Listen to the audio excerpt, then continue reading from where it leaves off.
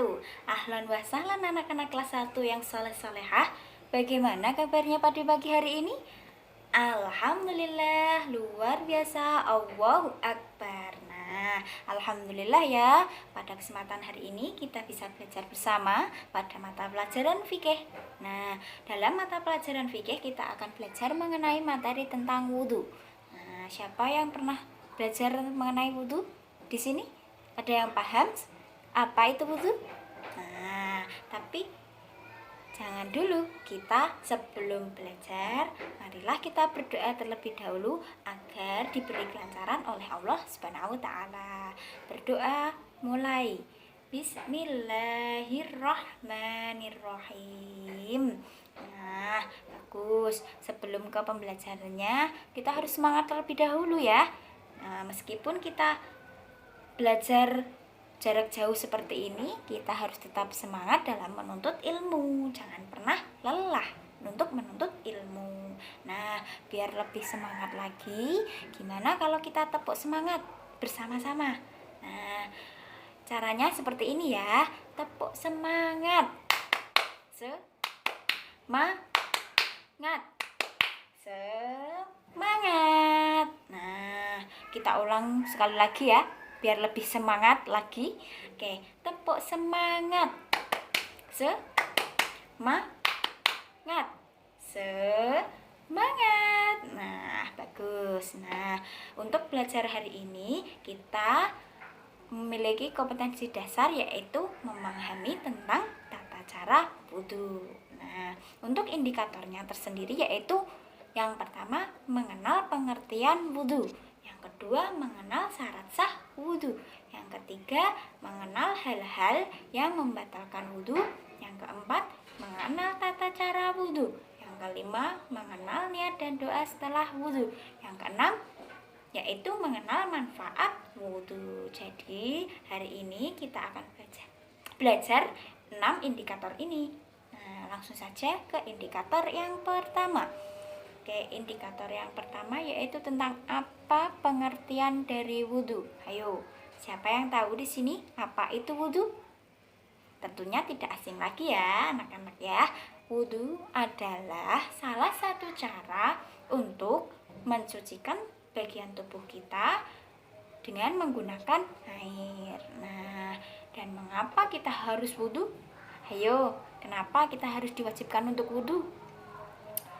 Nah, sebagai umat Islam, kita sebelum melaksanakan sholat dan membaca Al-Quran diwajibkan untuk apa?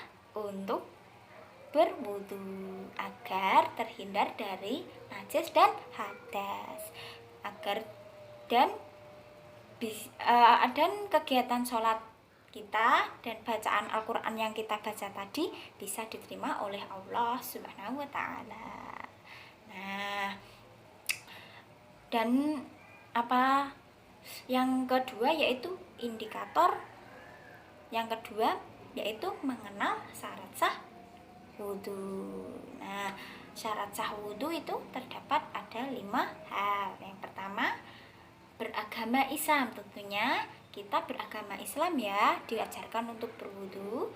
Yang kedua, baligh dan berakal sehat. Nah, di sini baligh itu ketika apa? Ayo. Ya, ketika kita sudah dewasa. Yang ketiga, yang berakal sehat tentunya ya, tidak gila. Yang ketiga, tidak berhadas besar dan menggunakan air suci yang mensucikan. Nah, untuk yang indikator yang terakhir yaitu tidak ada yang menghalangi air sampai ke kulit. Jadi ketika kita memakai baju yang panjang seperti ini, kita melipatnya sampai siku biar air mengalir dan terkena kulit kita. Nah, untuk yang indikator selanjutnya adalah mengenai niat wudhu.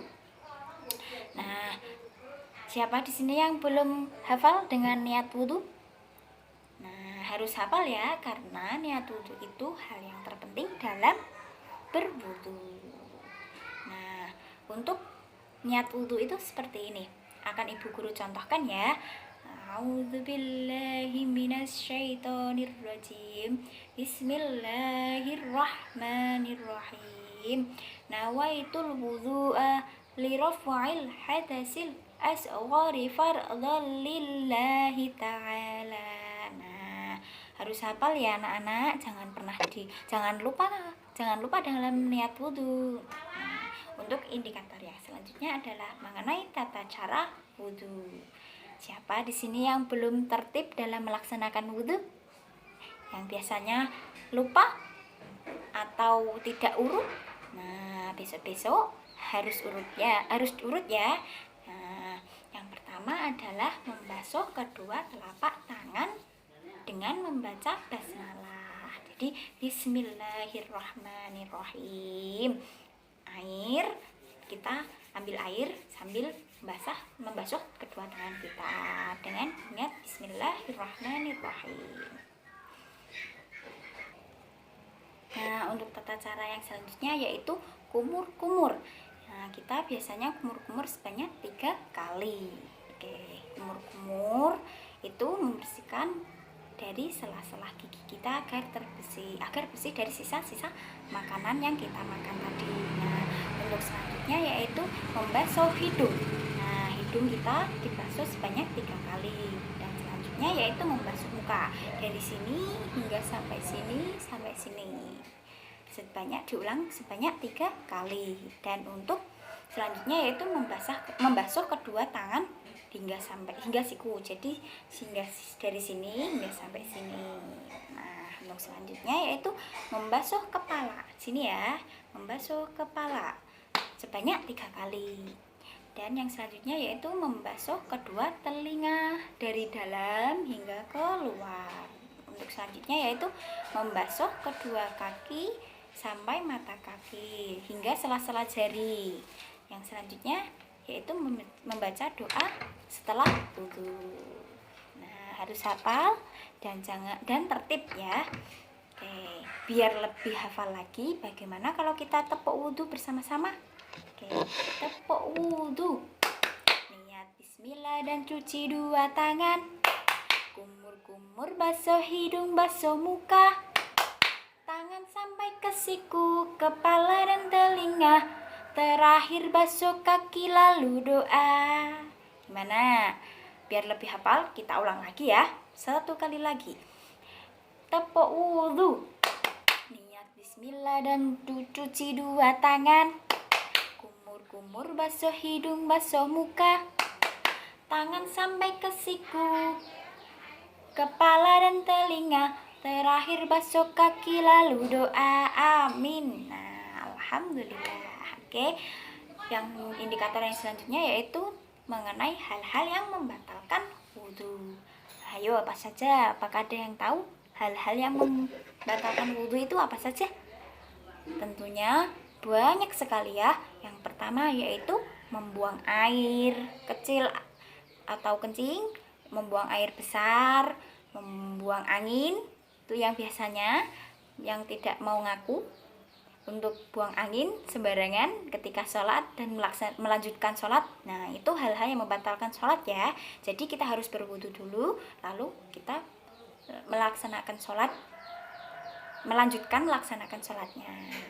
Tidur, nah itu tidak boleh juga ya. Kalau ketika kita sedang sholat tertidur, tiba-tiba ngantuk terus tertidur, nah itu juga membatalkan. Terus hilang ingatan atau gila. Nah, kalau itu memang benar-benar sudah fatal ya, dan itu tidak boleh lagi. Nah, untuk yang selanjutnya yaitu muntah disengaja. Nah, itu dilarang. Ketika kita muntah disengaja, maka seisi perut kita akan keluar. Nah, itu akan kotor. Nah, itu juga termasuk hal-hal yang membatalkan wudhu kita. Nah, untuk selanjutnya yaitu terkena najis. Nah, terkena najis itu banyak ya, terkena kotoran ayam, terkena kencing sendiri, terus terkena ya najis lah. Yang terkena najis itu juga hal-hal yang membatalkan. Jadi kita harus berwudu dahulu, oke? Terus yang selanjutnya bersentuhan kulit laki-laki dengan kulit perempuan yang bukan mahramnya. Oke, jadi hal-hal yang membatalkan wudhu itu banyak sekali.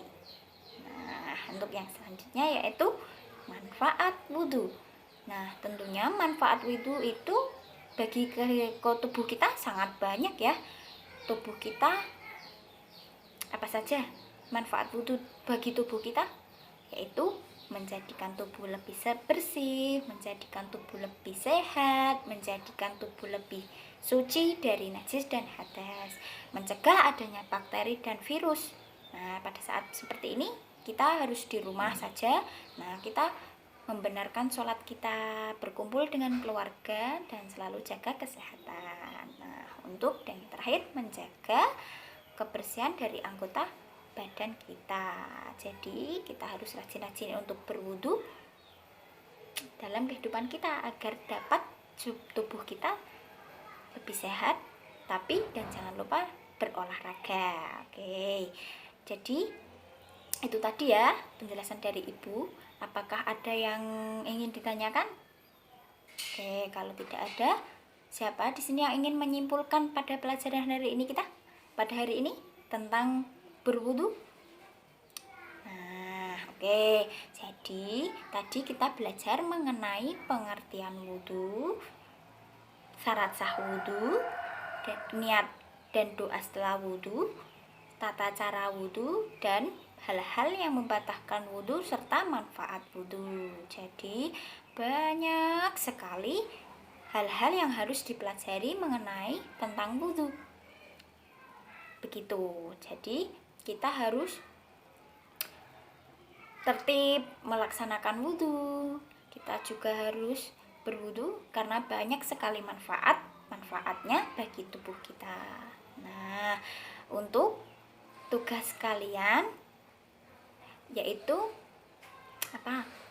Tugas kalian yaitu mempraktekkan wudu di rumah dengan tertib. Oke? Nah, mungkin itu saja yang bisa saya sampaikan hari ini. Kurang lebihnya mohon maaf karena ada kesalahan kata dan ucapan, karena kesempurnaan itu hanya milik Allah. Nah, mungkin itu saja yang saya sampaikan. Wassalamualaikum warahmatullahi wabarakatuh.